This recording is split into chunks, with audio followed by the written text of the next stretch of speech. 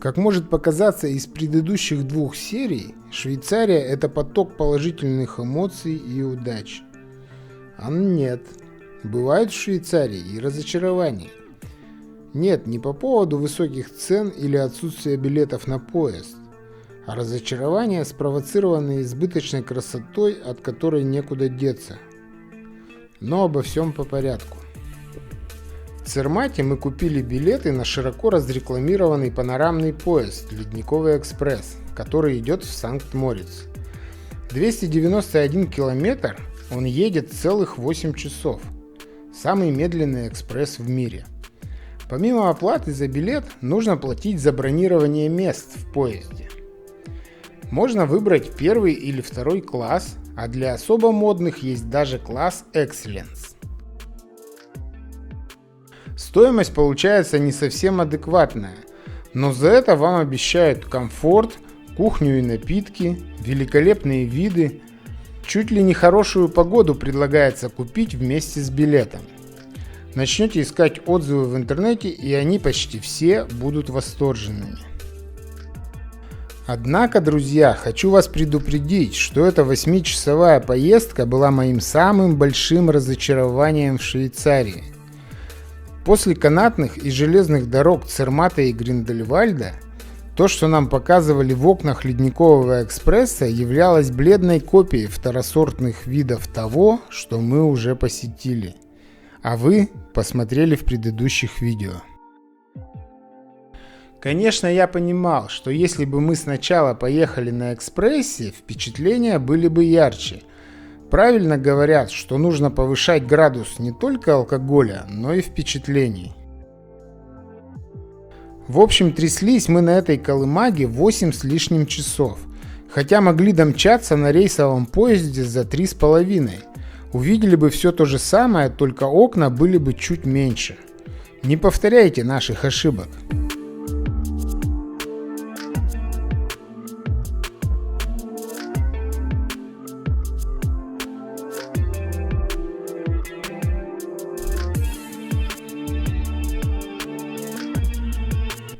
Следующим на нашем пути оказался милый швейцарский городок с итальянским акцентом Лугано.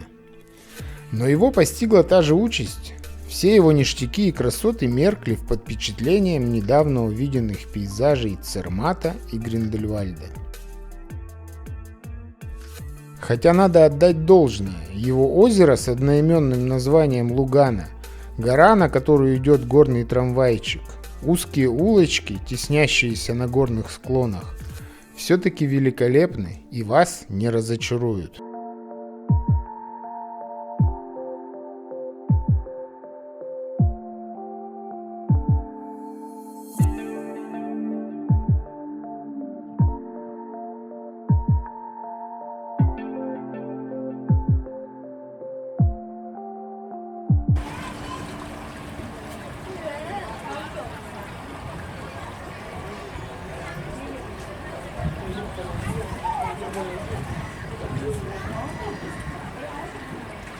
В Лугано в июле была жара под 35 градусов Цельсия, а вот Люцерн порадовал мягкой погодой и комфортной городской средой.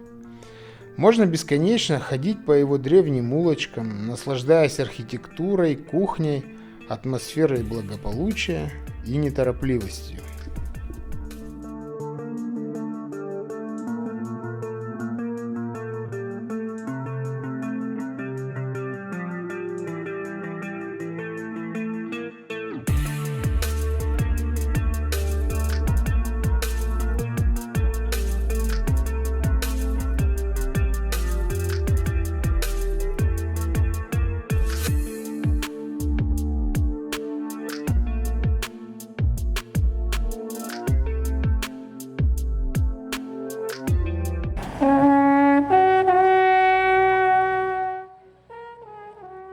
Побывать в Люцерне и не посетить его главную горную достопримечательность – преступление.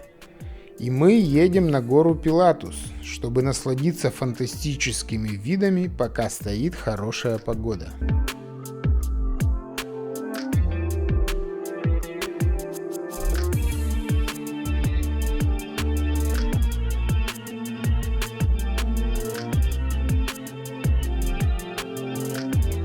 Сам по себе подъем на канатке уже аттракцион по демонстрации городских пространств, ухоженных лугов и частных домовладений.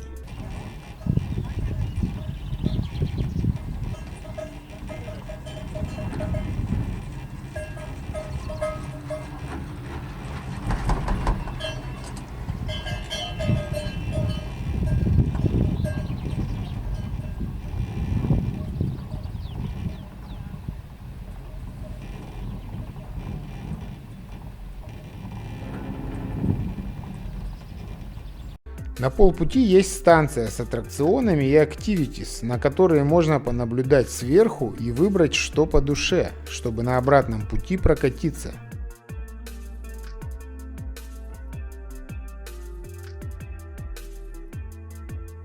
И вот мы на верхней станции Пилатус. Народу тьма. На верхушку горы ведет винтовая лестница. Над нами реют парапланеристы.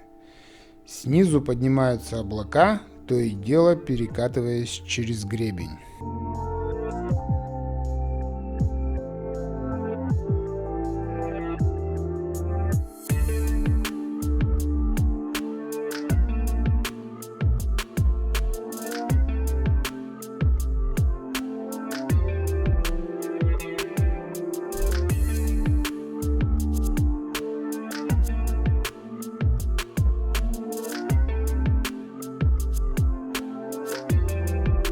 Высота главной вершины горного массива Пилатус 2128 метров.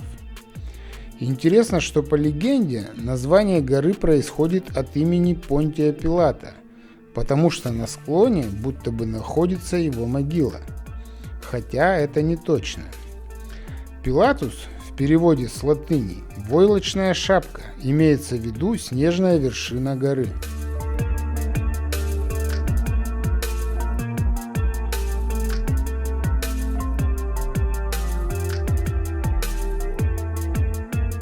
К верхней станции можно добраться не только на канатке, а также с другой стороны горы в горном паровозике на зубчатой тяге.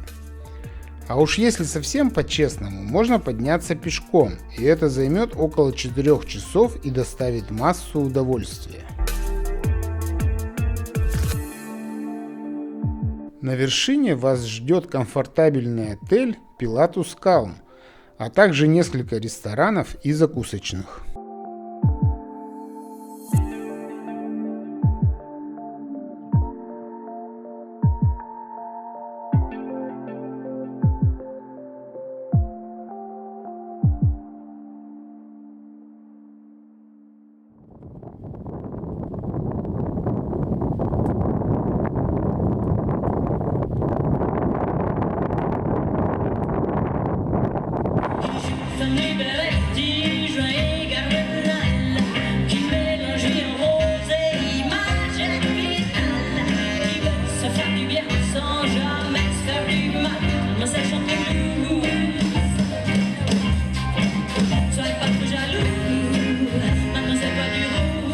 Вот такой он Люцерн, самобытный и неповторимый.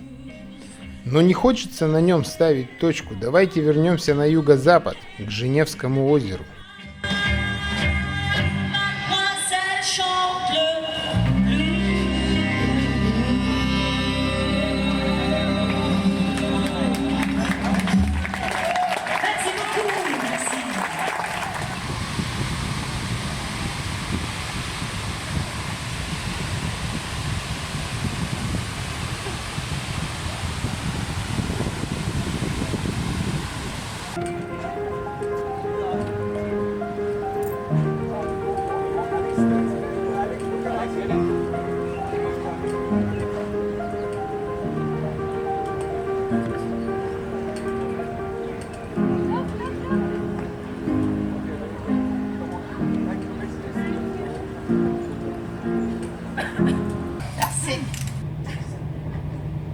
Женева оставляет в памяти моей камеры всего 2 видеофайла – фонтан и пианино на набережной. Поэтому переместимся сразу в Монтрё, столицу швейцарской ривьеры, город-набережную и место отдыха богатых бездельников.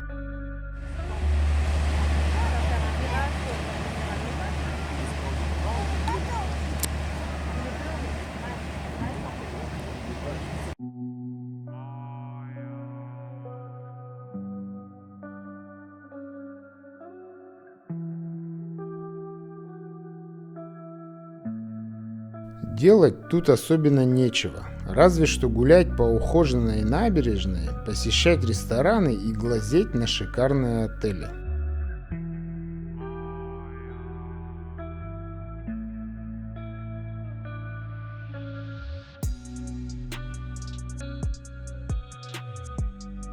Вдоль по набережной можно дойти до соседнего городка Вивё, в который плавно перетекает Монтрё.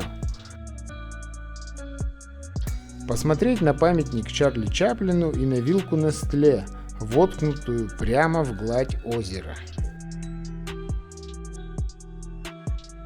Никогда не заказывайте фондю. Это полбулки старого батона с посредственным сыром за 50 баксов.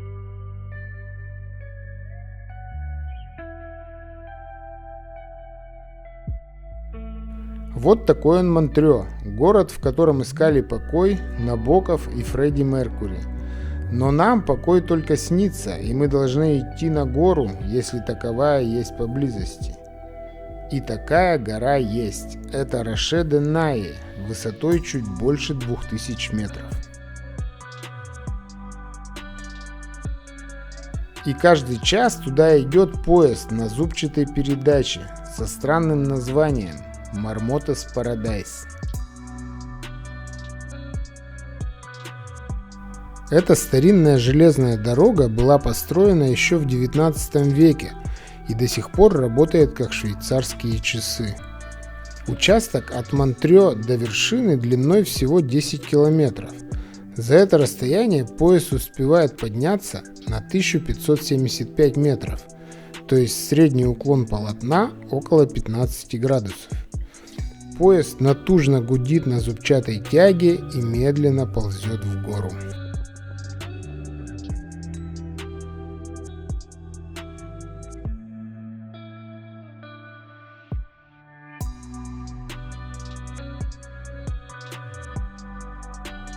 Ехать не скучно, хотя и долго. Поезд идет 50 минут со скоростью 15-20 км в час. Зато в хорошую погоду вас ждут великолепные виды на Женевское озеро и французские Альпы.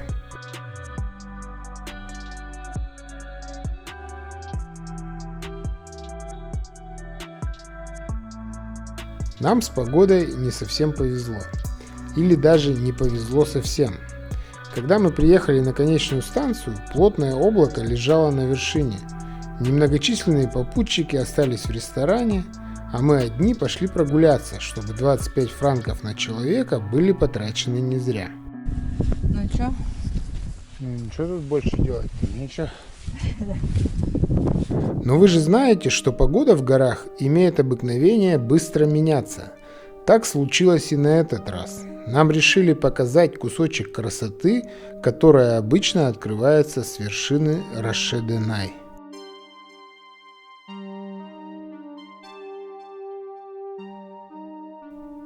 Недалеко от верхней станции, если пройтись по гребню, есть Альпийский ботанический сад. В конце июня, правда, растения здесь еще не проснулись и не цвели, поэтому, видимо, лавочка была закрыта.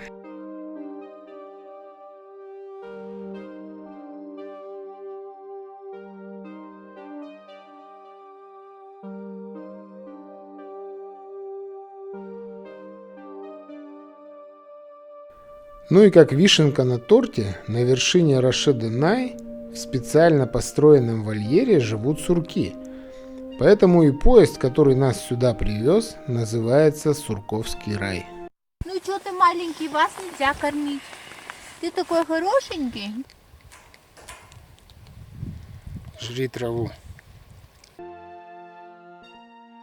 Глядя на сурков, невольно задумываешься над смыслом названия американской компании Marmot, производящей аутдор одежду и оборудование. Должно быть, в пуховиках и спальниках Marmot так же тепло, как этим суркам в их шикарных шубках.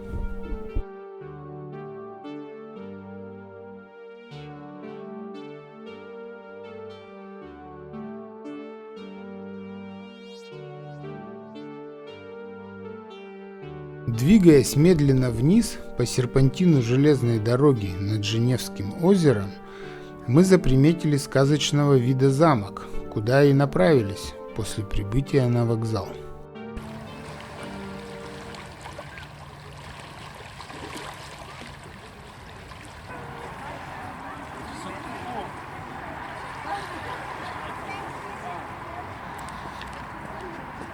Ну вот мы и добрались до Шиньонского замка.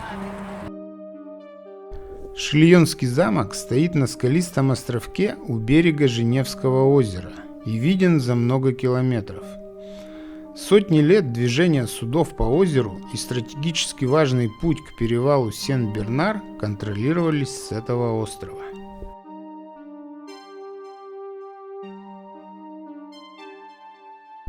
Долгое время эта дорога служила единственным транспортным путем из Северной Европы в Южную.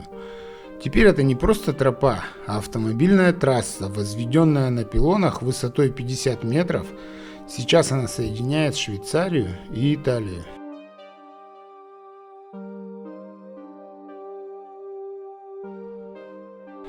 Первое летописное упоминание замка, как резиденции графов Савойских, относится к 1160 году. Хотя по некоторым сведениям замок мог быть заложен еще раньше, в XIX веке. Во время раскопок тут были найдены следы пребывания римлян, в частности римские монеты. Активная перестройка замка продолжалась вплоть до XV века. Именно в этот период были возведены основные сооружения, определившие его исторический облик.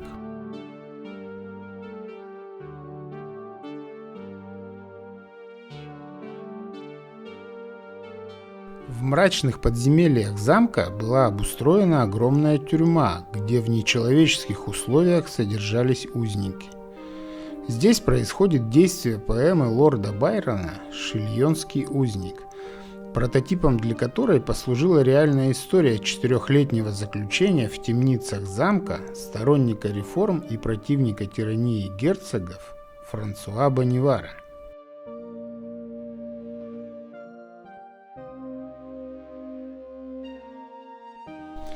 В отличие от многих узников, Франсуа Бонивар не был казнен, его тело не сбросили в озеро, а после взятия Шиньонского замка протестантами из Берна он был освобожден, прожил долгую и счастливую жизнь и даже успел написать достоверную историю Женевы и 4 раза жениться. Сейчас в замке действует музей. Если у вас есть свиспас, вход бесплатный. Кстати, замок можно арендовать для различных мероприятий. Не знаю, сколько это стоит, но представляю, как будет круто. Ну вот, пожалуй, и все. Такой вот получился трехсерийный рассказ про Швейцарию, сказочную страну гор, часов и шоколада. Если понравилось, напишите в комментариях. У меня есть еще один неплохой материальчик про Исландию. Соберу в кулак вдохновение и расскажу, как мы за 2 недели объехали и облетели этот северный остров.